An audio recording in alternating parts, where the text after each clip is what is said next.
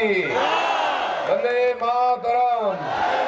BJP जिंदाबाद, नरेंद्र मोदी जिंदाबाद, JP Nadda जिंदाबाद, जय श्री राम। उपस्थित আজকের এই নির্বাচনী সভার মঞ্চে वरिष्ठ नेता प्राक्तन विधायक हमारे सभार চেয়ে শ্রেষ্ঠ माननीय शीतल सरदार। शीतलदा যদিও বয়সে বড় কিন্তু আমার সঙ্গে বন্ধুত্ব 5 বছর হয়ে গেছে। আমি যখন যাই বিধানসভায় তখন থেকেই তার সঙ্গে বন্ধুত্ব, আর তখন উনি উল্টো দিকে বসতেন, এখন সোজা আমার কাছে বসে আছেন।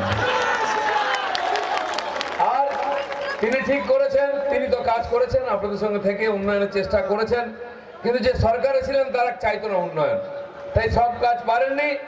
তাই তারই উত্তরসূরি প্রভাকর পণ্ডিতকে জিতিয়ে শীতলদার অসম্পূর্ণ কাজ পূর্ণ হবে এই আশা রেখে আমরা প্রভাকরকে এখানে নিয়ে করি। আমাদের প্রদেশের সেক্রেটারি সর্বরিদি, আমাদের কেন্দ্রীয় এবং জেলার সমস্ত নেতৃবর্গ এবং অনেকক্ষণ ধরে এখানে এই সভাকে সফল করে যারা বসে আছেন, জায়গা ছোট পড়ে গেছে, শুধু নাগরিকবৃন্দ অনেক সংখ্যায়, আমার মা আর বোনেরা, সবাইকে নমস্কার, ধন্যবাদ। এবং অনেক দূরে দূরে আমার বন্ধুরা যারা এখানে আসার জায়গা পাননি তারাও সভা শুনছেন, সাংবাদিক পুলিশ বন্ধুরা সবাইকে অভিনন্দন। নির্বাচন একদম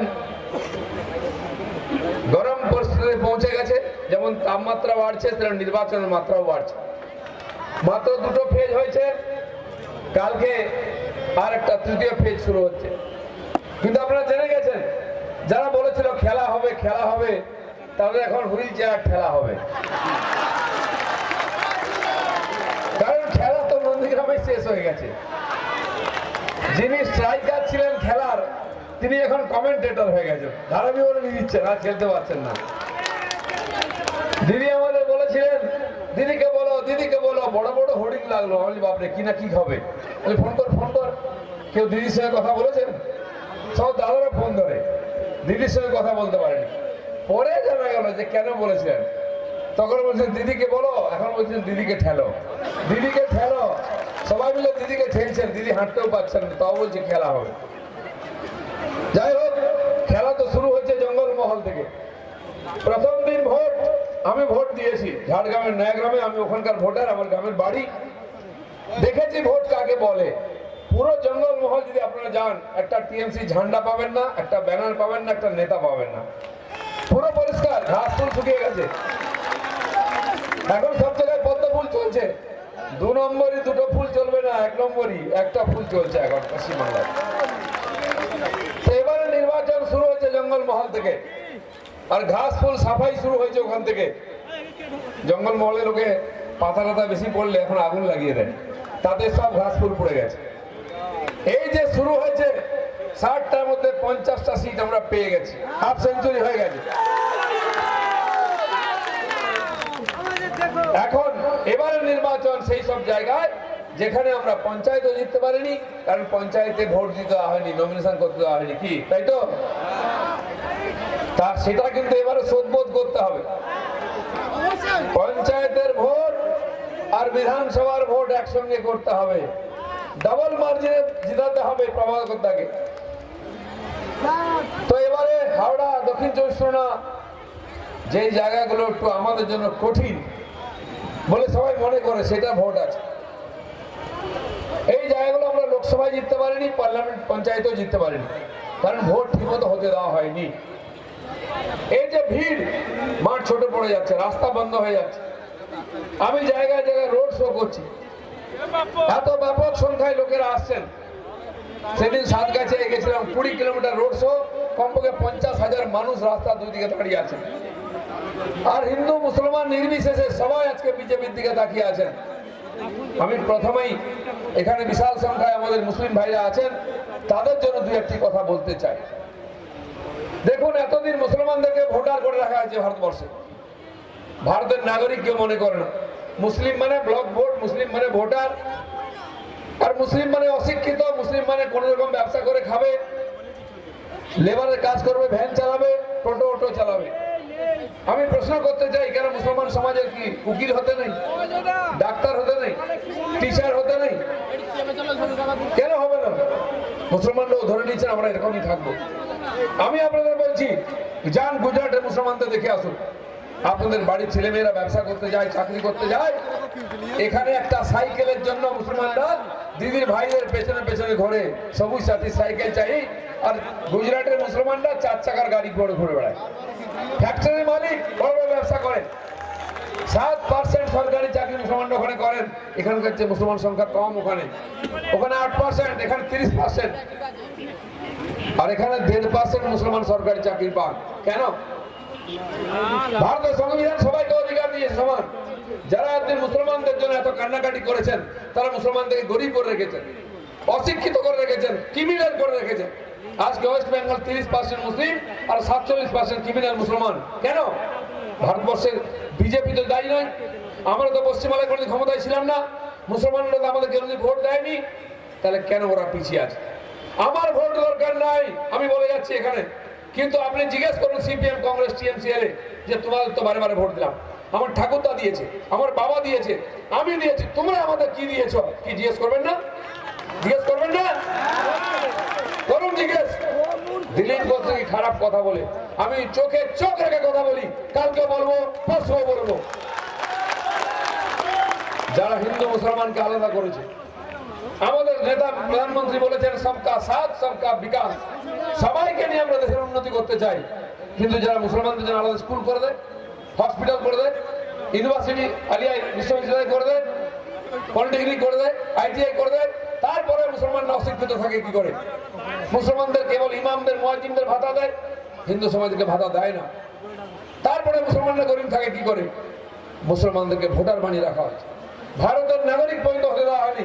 আমি এখানে ঘোষণা করছি, দিলীপ ঘোষের এই দেশে যতটা অধিকার আছে, আলী হোসেনের ততটাই অধিকার আছে, এটা বিজেপি মনে করে। আর যারা এতদিন আপনাদেরকে বলেছে আমরা অমুক করে দেবো, তমুক করে দেবো, তা জিজ্ঞেস করুন কেন আজ আমার ছেলেমেয়েরা যখন স্কুলে যায় সেখানে মাস্টার থাকে না? সরকারি স্কুলে গরিবের ছেলেমেয়েরা যায় পড়তে, সেখানে মিড ডে মিল খেতে যায়, পড়াশোনা করে না, ডাক্তার নেই, মাস্টার নেই, বই নেই, পড়ার জায়গা নেই, স্কুল বিল্ডিং এ জল পড়ছে, সারাই হয় না, তার টাকা পঞ্চায়েতের লোকেরা খেয়ে নিচ্ছে। তাই মুসলমান বন্ধুদের ভাবতে হবে, আপনারা নিজেকে দেশের নাগরিক মনে করেন, আপনারা সমান অধিকার আছে মনে করেন, আপনারা চিন্তা ভাবনা করে ভোট দিন। তাকেই ভোট দিন যে আপনার ভবিষ্যৎ ঠিক করবে, আপনার ছেলে মেয়েদের ভবিষ্যৎ ঠিক করবে। বিজেপির ভয় দেখিয়ে কতদিন ভোট লুট করা যাবে? মুসলমানদেরকে মুসলমান বানিয়ে রাখা হয়েছে, তাদেরকে ভারতীয় হতে দেওয়া হয়নি। ভারতীয় জনতা পার্টি মুসলমানদেরকে এই দেশের সম্মানীয় নাগরিক মনে করে। আমার যতটা সাংবিধানিক অধিকার, একজন মুসলমান ভাইসের অধিকার আছে।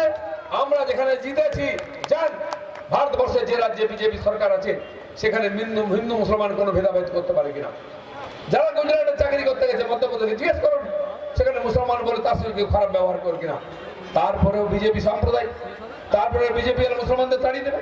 7 বছর ধরে মোদীজি প্রধানমন্ত্রী আছেন, তার আগে 22 বছর ওখানে ছিলেন মুখ্যমন্ত্রী, কজন মুসলমানকে তাড়িয়ে দিয়েছে। সেই জন্য কান দিয়ে দেখবেন না, চোখ দিয়ে দেখুন। ভারতীয় জনতা পার্টি যা বলে চৌরাস্তায় দাঁড়িয়ে খোলাখুলি বলে, লুকিয়ে বলে না। আর যেটা করবে বলবে সেটা করবে। জম্মু কাশ্মীরের মুসলমানদেরকে ভুলিয়ে ভালিয়ে ভয় দেখে রাখা হয়েছিল, ওখানে প্রায় 75,000 মানুষ খুন হয়েছেন, বেশিরভাগ মুসলমানরাই খুন হয়েছে। আজ সেখানে শান্তি এসছে। 370 দ্বারা হাঁটিয়ে জম্মু কাশ্মীর আর লাদাখ আলাদা রাজ্য করেছি আমরা, সেখানে পঞ্চায়েত নির্বাচন হয়েছে, মানুষ ভোট দিয়ে নিজের প্রতিনিধি নির্বাচন করেছে। আর দিদি রাজত্বে গণতন্ত্র নেই। মানুবাবু সিদ্ধান্ত বাবুর আমল থেকে গণতন্ত্র গায়েব হয়ে গেছে 45 বছর ধরে। এখানে পঞ্চায়েত নির্বাচনে নমিনেশন ফাইল করতে দেওয়া হয় না। বলুন মুসলমান বন্ধুরা ভোট দিয়েছেন, কেন ভোট দিতে দেওয়া হলো না? কেন নমিনেশন করতে দেওয়া হলো না? আপনাদের অধিকার নেই পঞ্চায়েত লড়াই করা, পঞ্চায়েতে ভোট দেওয়া? কারা বঞ্চিত করেছে আপনাদেরকে? নির্বাচনকে প্রহসনে পরিণত করে ক্ষমতা দখল করে বসা হয়েছে। জিজ্ঞেস করুন কেন 1.5 বছর 2 বছর ধরে 125টা মিউনিসিপ্যালিটি কর্পোরেশনের ইলেকশন করতে দেওয়া হয়নি? কেন দেওয়া হয়নি? কার স্বার্থে? ভারতের গণতন্ত্র কি অনুমতি দিয়েছে? আমরা আমাদের মতো করে প্রতিনিধি নির্বাচন করব। আমার একটা সার্টিফিকেট দরকার হবে, একটা কাস্ট সার্টিফিকেট দরকার হবে, ছেলের একটা কারেন্ট সার্টিফিকেট দরকার হবে, একটা ইনকাম সার্টিফিকেট দরকার হবে, রেসিডেন্স সার্টিফিকেট দরকার হবে। কার কাছে যাবো? কেন মানুষের অধিকারকে হরণ করা হয়েছে? ভারতীয় জনতা পার্টি এর প্রতিবাদ করে, আগামী দিন করবে। আমরা যেখানে ক্ষমতায় আছি সময় নির্বাচন হয়, রেজাল্ট হয়, মানুষ ভোট দেয়, তার মতো করে নির্বাচিত করে। পশ্চিমবাংলায় নির্বাচন হয় না, ভোট হয় না। ভারতীয় জনতা পার্টি এলে সময়ে ভোট হবে, আপনি আপনার ভোট দেবেন, আপনার মতো রাজনীতি করবেন, আপনার মতো ইলেকশন লড়বেন, সে অধিকার আপনাকে দেবে। যতদিন মমতা ব্যানার্জি আছেন গণতন্ত্র পাবেন না, আইন শৃঙ্খলা পাবেন না, রাজনৈতিক স্বাধীনতা পাবেন না, আর্থিক স্বাধীনতা পাবেন না, কেবল ভয়ে ভয়ে বেঁচে থাকতে হবে। প্রত্যেক ভোটে এখানে মৃত্যু হয়, এত লোক মারা যায় কেন? লোকসভার নির্বাচন হলো সারা ভারতবর্ষে 542টার মধ্যে 500টা আসন ভারতবর্ষের অন্য রাজ্যে একটা ঢিল পাটকেল পড়লো না, একটা রিগিং রিপোলিং হলো না। পশ্চিমবাংলায় 42টার মধ্যে 42টার লোকসভায় গন্ডগোল হয়েছে, মারপিট হয়েছে, গুলি চলেছে, খুন হয়েছে, রাস্তা জাম করা হয়েছে। এই গণতন্ত্র কতদিন চলতে পারে? কেন মানুষকে ভোট দিতে দেওয়া হবে না? কেন মানুষকে তার কথা বলতে দেওয়া হবে না? ভারতীয় জনতা পার্টি এই কথা বলেছে। আজকে মুসলমানরা তাদের অধিকার যদি বুঝে না নেন, কেউ অধিকার দিতে পারবে না। আমি জানি আহমেদাবাদ শহর আছে গুজরাটে, যেখানে 60% মুসলমান। চিরদিন কংগ্রেস জিতত, সেখানে ক্রিমিনালদের ভোরবেলা ছিল, খুন খারাপি বম বন্দুক চলত, ধরা পড়তো মুসলমানরা, তারাই জেল খাটতো। তারাই ঠিক করলেন বিজেপিকে জিতাবেন, তারাই বিজেপিকে ভোট দিয়ে জিতেছেন, কর্পোরেশনে বিজেপি জিতেছে, মেয়র হয়েছে, কাউন্সিলর হয়েছে। মুসলমান পাড়া থেকে হিন্দু মহিলাকে তারা কাউন্সিলর করেছে। আর কোনো ক্রাইম নাই, কাউকে জেলে যেতে হয় না, কোনো লুটপাট নাই, প্রাণের ভয় নাই। আমরাও চাই আমরা ক্ষমতা এলে পশ্চিমবাংলায় হিন্দু মুসলমান খ্রিস্টান নির্বিশেষে সবাই সমান অধিকার পাবে, সুযোগ পাবে, সবাই মাথা উঁচু করে দাঁড়িয়ে থাকবে। কাউকে বিজেপির ভয় দেখিয়ে ভোট নেওয়া যাবে না, চমকানো যাবে না। এটা আমরা করব। আমি বলে যাচ্ছি, মুসলমানদেরকে ভয় দেখিয়ে দেখিয়ে যে পার্টিগুলো ভোট নিত, গত লোকসভা নির্বাচনে সব কটা পার্টি হেরেছে। Congress, CPM, TMC, SP, BSP দেখুন শুয়ে পড়েছে সব। তার মানে মুসলমানরা ভোট দিয়ে কাউকে জেতাতে পারে না। সেই জন্য মিলিতভাবে দেশের উন্নতির জন্য ভোট দিতে হবে, নিজের ভবিষ্যতের জন্য ভোট দিতে হবে। যারা আপনাদের ভয় দেখিয়ে রেখেছিল কি করতে পারলো? 18টা লোকসভা সিট আমরা জিতে নিয়েছি। কি জিতেছি কিনা? যদি মুসলমানরা আমাদের ভোট না দেওয়ার পর আমরা জিততে পারি, 200 সিটও আমরা জিতবো। কিন্তু আমি বলে যাচ্ছি বন্ধুগণ, আমরা দেশের প্রত্যেকটি নাগরিককে সঙ্গে নিয়ে এগোতে চাই। প্রত্যেকের উন্নতি হলে তবে দেশের উন্নতি হবে। পশ্চিমবাংলার 30% মুসলমান যদি পিছিয়ে থাকে, গরিব থাকে, অশিক্ষিত থাকে, বাংলা কোনোদিন এগোতে পারবে না। তাই আমরা পশ্চিমবাংলার প্রত্যেকটি মানুষকে সঙ্গে চাইছি। আমরা আপনার ভোট ছাড়া যদিও জিতি, তবু আপনার হয়ে কাজ করব। আমি বলতে চাই, ভারতবর্ষে এই যে প্রধানমন্ত্রী নরেন্দ্র মোদী 7 বছর ধরে কাজ করছেন, গরিব বাড়ির ছেলে, গরিবদের জন্য কাজ করছেন, গরিবদের জন্য সরকার চালাচ্ছেন। একটা ঘরের মধ্যে থাকতেন, বাবা মা ছেলে পুলে, সেখানে পড়াশোনা করতে হতো, সেখানে মা রান্না করতেন, ধোঁয়ায় ঘর ভরে যেত, মায়ের চোখে জল, ছেলের চোখে জল। মোদী ভেবেছেন যেদিন সুযোগ পাবো মায়েদের চোখের জল মেটাবো। প্রধানমন্ত্রী হয়ে উজ্জ্বলা যোজনায় বাড়ি বাড়িতে গ্যাস পৌঁছে দিচ্ছেন, বিনা খরচে কানেকশন দিয়েছেন কিনা মায়েরা? এর আগে কোন প্রধানমন্ত্রী, মুখ্যমন্ত্রী দিয়েছে? কোন দেশে দিয়েছে? নরেন্দ্র মোদী দিয়েছেন। গরিবের ছেলে গরিবের কষ্ট বোঝেন। যখন লকডাউন হলো, মায়েরা সবচেয়ে বেশি চিন্তা করেছিলেন। গাড়ি ঘোড়া বন্ধ, কলকারখানা বন্ধ, কাজকর্ম বন্ধ, 100 দিনের কাজ বন্ধ, খাবো কি, খাওয়াবো কি, রান্না করে মুখে দেবো কি, কি চিন্তা হচ্ছিল কিনা? কিন্তু প্রধানমন্ত্রী দিল্লি থেকে বুঝতে পেরেছেন মায়েদের কষ্ট কি। উনি বলছেন চিন্তা করবেন না, আমরা চাল ডাল রেশন দেবো আপনাদের, 5 কিলো চাল, 1 কিলো ডাল। দিদির ভাইরা ডালটা পুরোটা খেয়ে নিয়েছে, দেয়নি, পেয়েছেন? 5 কিলো চালও সবাই পাননি, কে 3 কিলো, কে 4 কিলো, কি তাই তো? ওটা কি ওদের বাপের জমিদারি নাকি? হ্যাঁ, প্রধানমন্ত্রী চাল ডাল পাঠাবে, ওটা লুটে দেবে। লকডাউনের চাল আর আমফানের ত্রিপল দুটোই দিদি ভাইরা লুট করেছে। এখনো খুঁজলে দেখবেন টিএমসি নেতার বাড়িতে খাটের তলায় ত্রিপল জমা করা আছে, আমফানের। দেয়নি, ভোটের সময় দেবে বলে। এখন নেবেটা কে? কেউ নেবে না। তো এই যে প্রধানমন্ত্রী দেখলেন আমাদের মায়েদের কষ্ট, চাল ডাল দিলে হবে না, রান্না করবে কি করে? বলছে যারা গ্যাসের কানেকশন নিয়েছে তাদের 3 মাস 3টা ফ্রি সিলিন্ডার দেবো। কি দিয়েছে কিনা? যারা এখনো গ্যাস পাননি সবাই পাবেন 24 সালের মধ্যে। শুধু গ্যাস দিলে আর চাল ডাল দিলে হবে না, মশলাপাতি চাই, সবজিও তো চাই। কিনবে কি করে? প্রধানমন্ত্রী বললেন মায়েদেরকে আরো 500 টাকা করে প্রতি মাসে দেবো। কি দিয়েছেন কিনা? এই হচ্ছে প্রধানমন্ত্রী, এই হচ্ছে গরিবের প্রধানমন্ত্রী। দিল্লিতে বসে আপনার কষ্ট বুঝিয়ে পেয়েছে, যে মায়েরা যেন বাজার হাট করে খাওয়াতে পারেন বাড়ির লোককে, এবং বলেছেন যতদিন লকডাউন চলবে ততদিন রেশন দেবো। এই হচ্ছেন প্রধানমন্ত্রী। তিনি বলে গেছেন কলকাতায় এসে যে আপনার কংগ্রেস, সিপিএম, টিএমসি সবাইকে বারবার সুযোগ দিয়েছেন, একবার আমাদের দিন, আমরা আপনার স্বপ্নের বাংলা, সোনার বাংলা করে দেবো। কি বিশ্বাস করেন কিনা? বিশ্বাস করেন কিনা মোদীকে? আর সেই আমাদের দিদি বলছেন মোদীর মুখ কেউ দেখতে চায় না। কি বলেছে কিনা? মোদীর মুখ দেখতে চায় না। তা আপনার ধর্মতলা এতে গেছিলেন ব্রিগেডের সভায়? কত লক্ষ লোক হয়েছিল, মাঠ ভর্তি হয়ে রাস্তা রাস্তা উপচে পড়েছিল। এরা মোদীকে দেখতে গেছিল, দিদিকে নয়। দিদিকে কেউ দেখতে চায় না, দিদির মুখ। তাই দিদি ভাঙা ঠ্যাংটা দেখিয়ে বেড়াচ্ছেন, সবাই প্লাস্টারটা দেখিয়ে বেড়াচ্ছেন, ব্যান্ডেজটা দেখিয়ে বেড়াচ্ছেন, মুখ কেউ দেখতে চায় না। আমি বলছি দিদি আপনাকে দেখতে চায় না লোকে, মোদীকে দেখতে চায়। এখন আর সাদা শাড়ি কেউ দেখতে চায় না, সাদা দাড়ি দেখতে চায়। কি তাই না? খালি দিল্লি নয়, সারা দেশে সাদা দাড়ি রাজত্ব চলবে। সাদা শাড়ি প্যাক করে কালীঘাটে রেখে দিন। অনেক দেখেছি নাটক। এই যে আমাদের বাংলার মা বোনেরা আজকে এত বিশাল সংখ্যায় এসছেন, তারা বিজেপিকে বিশ্বাস করেন, ভরসা করেন, এবং এটাও মনে করেন যে বিজেপি ক্ষমতায় এলে মায়েদের দিকে কেউ টেরা চোখে তাকাতে পারবে না। আজ বাংলায় 60 থেকে 70 বছরের কোন মহিলা সুরক্ষিত নয়। কলকাতায় উত্তরে একটা, দক্ষিণে একটা 7-8 বছরের মেয়েরা ধর্ষিতা হলো, নাবালিকা। কয়েক বছর আগে পাঁচ সিটে একজন মহিলা ধর্ষিতা হয়েছিলেন। মমতা ব্যানার্জি বললেন তার চরিত্রের দোষ আছে। কি বলেছিলেন কিনা? আপনার কাছ থেকে ক্যারেক্টার সার্টিফিকেট কে চেয়েছে? আপনাকে আমরা রৌদ্রে দাঁড়িয়ে ভোট দিয়ে মুখ্যমন্ত্রী বানিয়েছিলাম মা বোনদের সম্মান রক্ষা করবেন বলে। আপনি একজন মহিলা, আর আপনি কিনা মহিলাদের ইজ্জতের দাম ধরে দিলেন। বিবাহিতা, অবিবাহিতা, 18 বছর, 30 বছর, 40 বছরের ধর্ষিতা হলে কত ক্ষতি পাবে?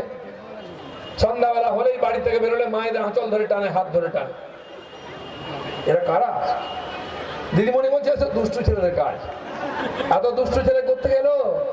আমি আপনার সামনে বলে যাচ্ছি, যেদিন বিজেপি ক্ষমতায় আসবে তারপরের দিন এই দুষ্টু ছেলেরা জেলের ভাত খাবে, মায়ের তৈরি ভাত খেতে পারবে না।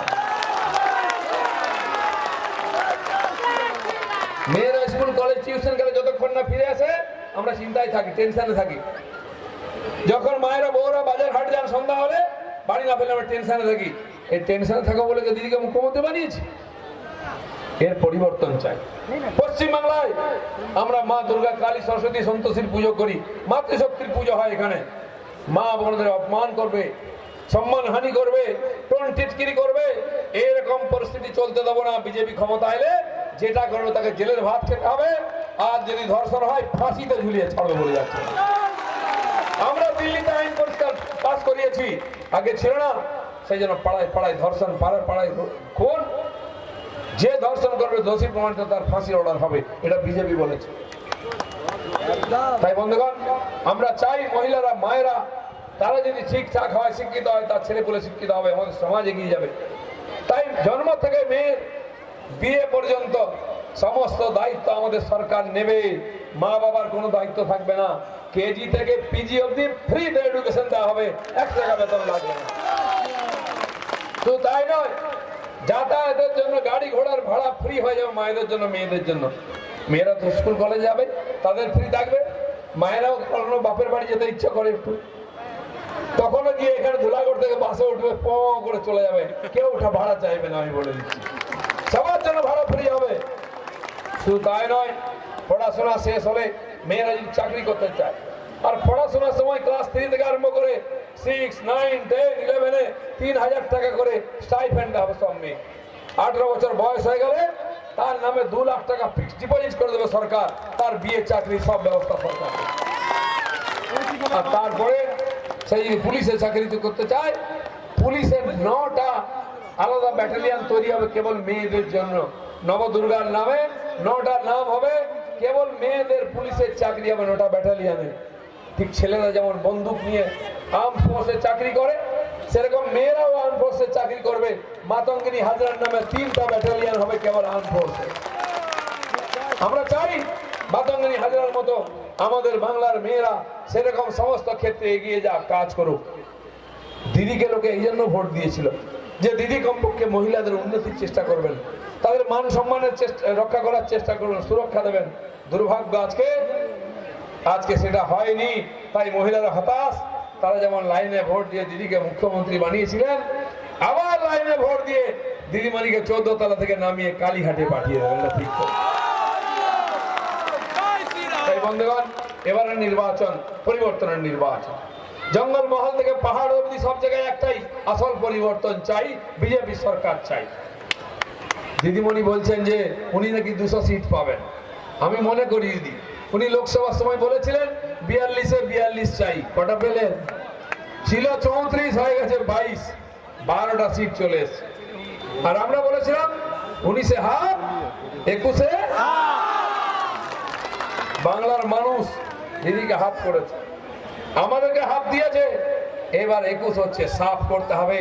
এই টিএমসি পার্টিটা দুর্বৃত্তদের, কাটমানিখোর, সিন্ডিকেট রাজ করার লোকেদের, সমাজ বিরোধী ছোট লোকদের পার্টি। আমি এক্ষুনি এসেছিলাম শিবপুরে, আর হাওড়া দক্ষিণে আমাদের সভা ছিল।